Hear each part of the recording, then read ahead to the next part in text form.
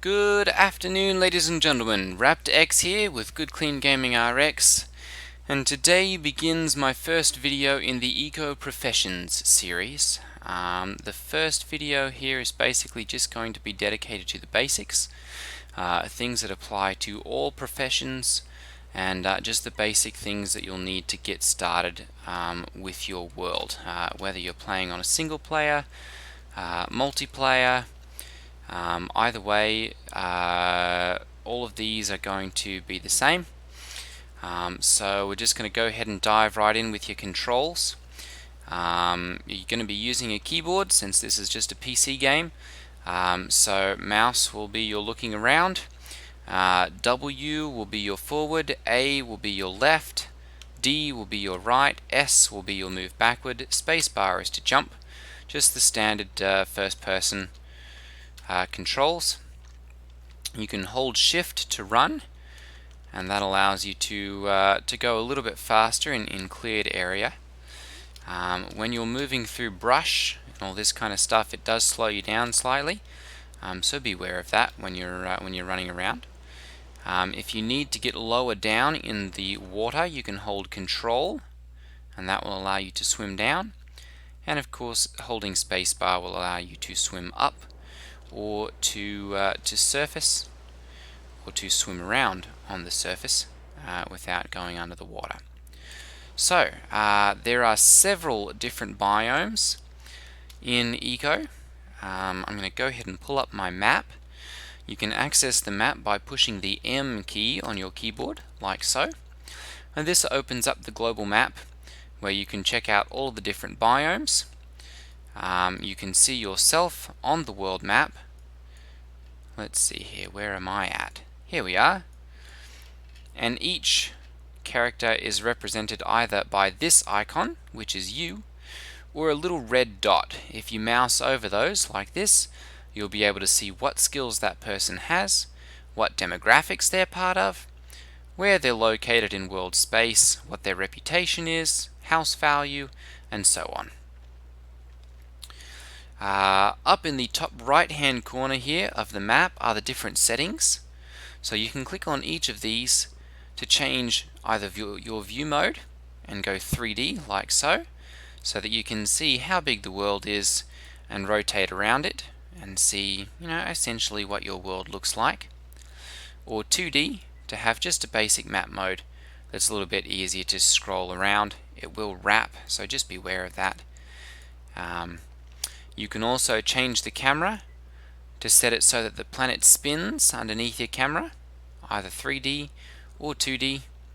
You can set it to follow the player so that it always remains locked to where you are, or you can set it to stationary so you can move around and you just have to drag the world to go to anywhere else. You can also click the show hide players over here, which means I will disappear, and you can do the same thing for trees to have those disappear from your world, or at least the map, and just be able to look at the ground layers without all of the tree interruptions. So that's it for the settings part. The world layers, these are a little bit more in depth. You have information for animals, both the population, where they are in the world, and their capacity. We'll go to a good area for that. Let's do bighorn sheep. There we go. So this is the bighorn sheep population.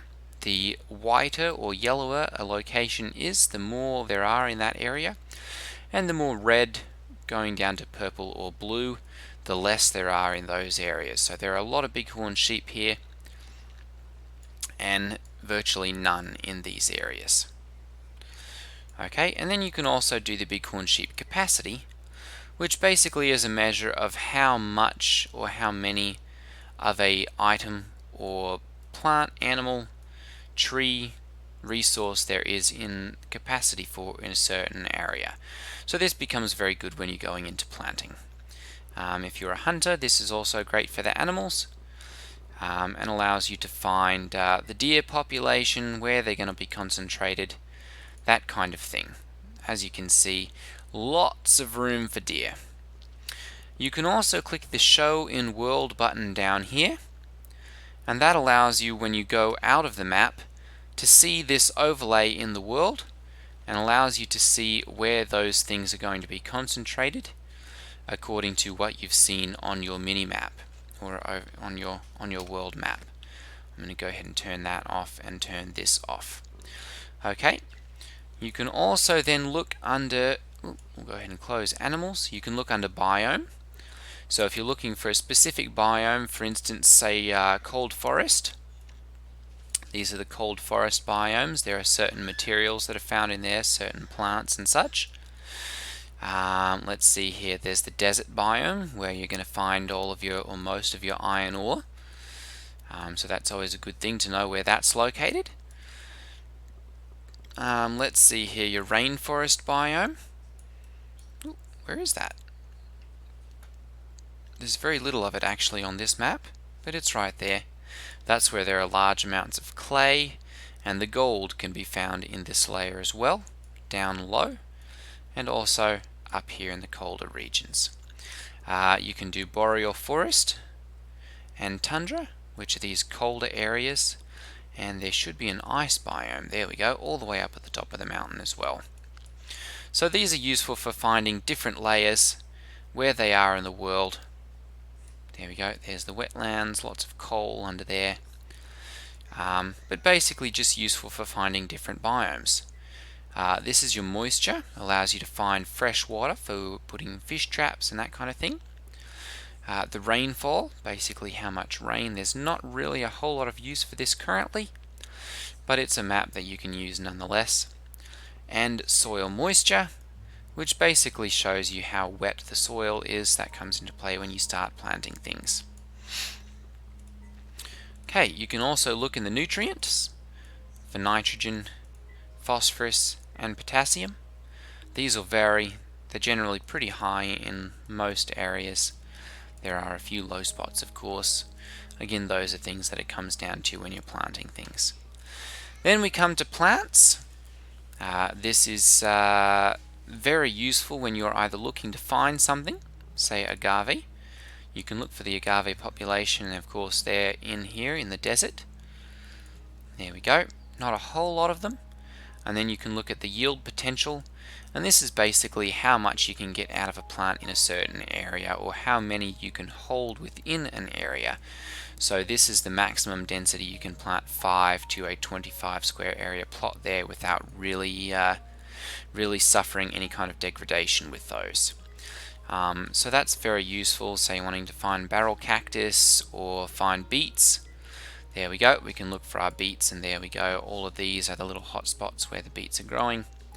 And we can look at the beet yield potential, and these will be the best places to grow those. So you can do those with all plants here. Then we get into plant groups, shrubs, and trees. These are really not particularly useful, I believe, at this point. But they do allow you to, I guess, access a little subset of things here. Not particularly useful at this point. Then you've got pollution. This becomes a factor later in the game when you start doing ground pollution and trample and that kind of stuff. For right now, I've only got a little bit player activity because I've been sitting right here.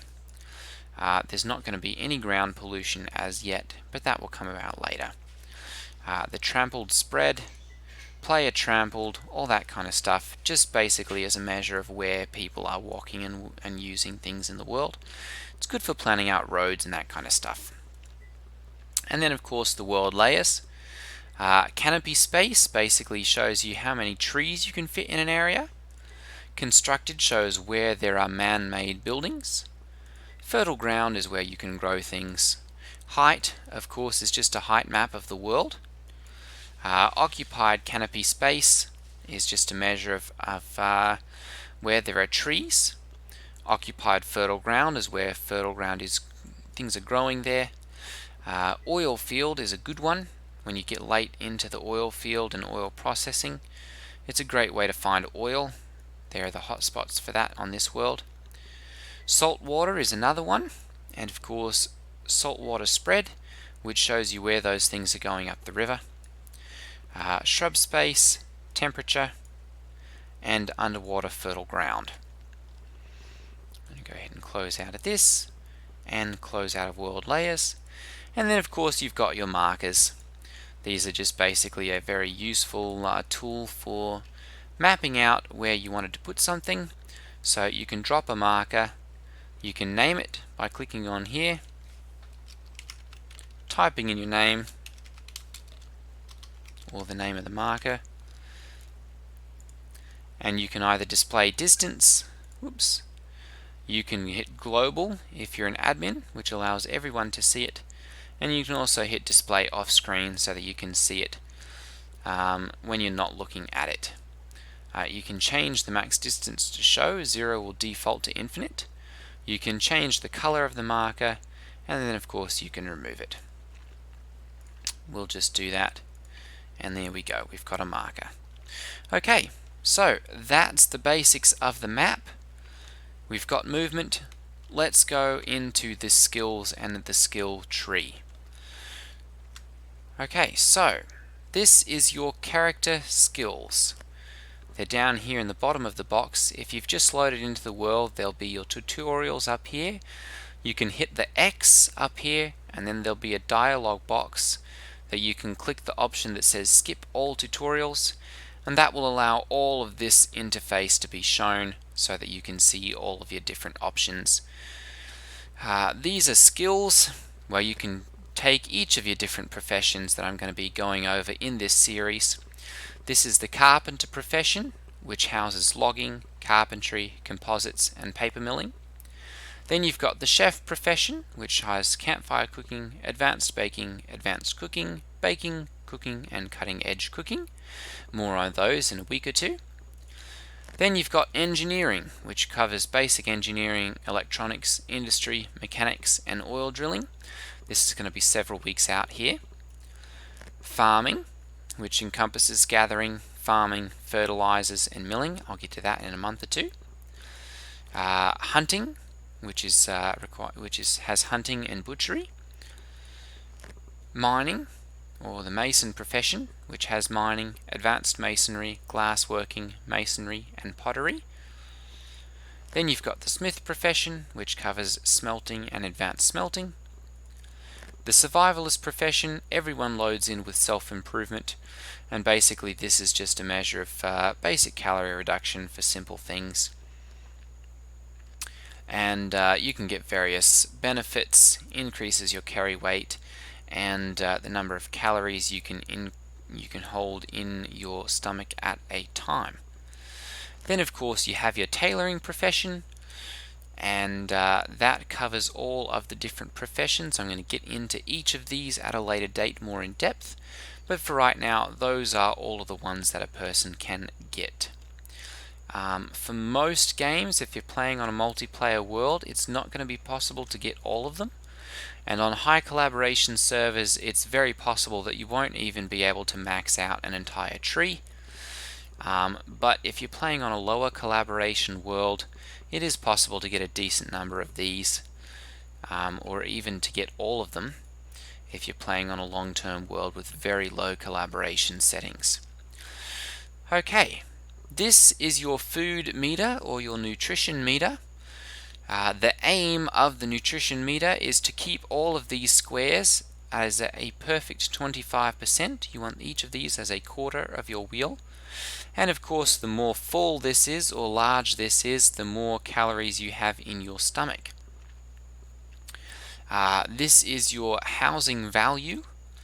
Once you've built a house, that allows you to gain skill points from various different decorations and furniture that you have inside your houses, and that becomes very important when you are playing on a higher collaboration server where you're trying to level up quickly, or where you're doing work on leveling up one of your skills, where it's going to take a lot of XP to level up those skills. When you are doing work on a work order, your XP level here determines how quickly you level up in that specific specialty, and so that's something that's important if you're leveling things up, to keep yourself well fed and balanced. As you can see, I've got a balance multiplier of 2 here, which is the best that you can get, and then base gain of 12 and a 5.0 because I'm playing on a single player world. Okay, I think that's basically going to wrap up most of the basics here. So I'm going to go ahead and I'm going to show you how to place down your first little base, and then we'll wrap things up for today's video.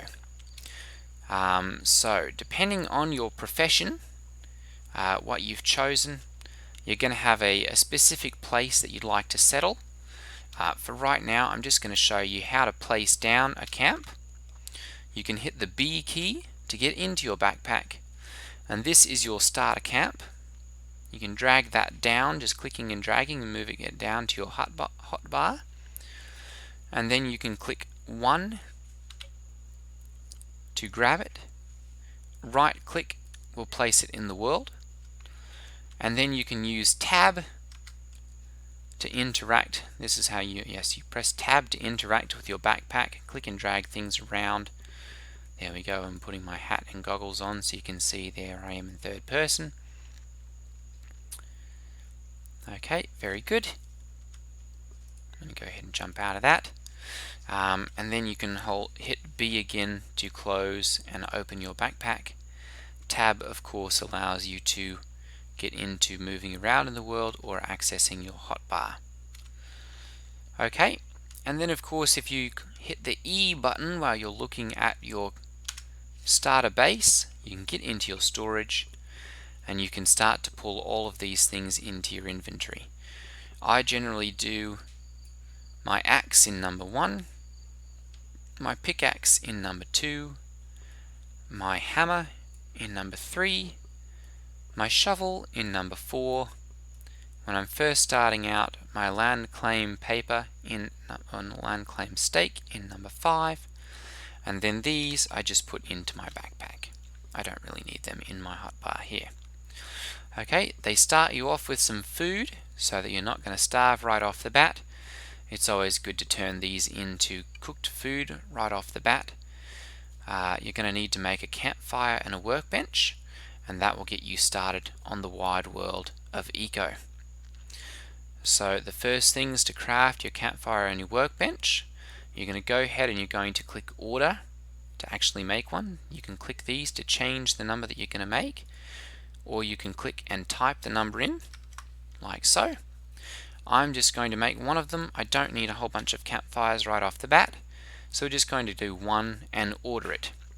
The number that you're going to need of each resource for this product are shown over here. So I'm going to need 12 rocks, which can be either basalt, gneiss, granite, limestone, sandstone, shale, or normal stone, and 3 logs, which can be birch, cedar, ceiba, fir logs, Joshua logs, oak logs, palm, redwood, saguaro, or spruce. So I'm going to go ahead and I'm going to order a campfire, and I'm going to order a workbench as well, which will require 10 logs. This will tell you the amount of time that it's required to craft each of these, so 1 minute for a campfire, 30 seconds for a workbench. And then we get to work. Each thing that you're going to craft in eco now requires work to be done on it, labor, which you can just do by clicking on the work button, like so. And that will allow you to put in the labor, and now you just have to gather these materials and put those in. I'm going to go ahead and give myself those now so that I can add these quickly to this. There we go. And we'll go ahead and add these, which you can do by dragging them over them like that, and it will start working on your first crafting order, your campfire. I'm going to go ahead and drag these onto the workbench as well, and that will add all of the birch logs. Now, processing on each of your work orders is done from left to right, and will only proceed when you have the labor and the resources to complete or to continue working on that work order. As you can see, I don't have the stone in here, so I cannot proceed any farther even though I've done the labor on here, because I still need those rocks to be able to do that. I'm going to go ahead and I'm going to put these into my tiny stockpile, and there's my workbench. I'm going to go ahead and give myself some stone now.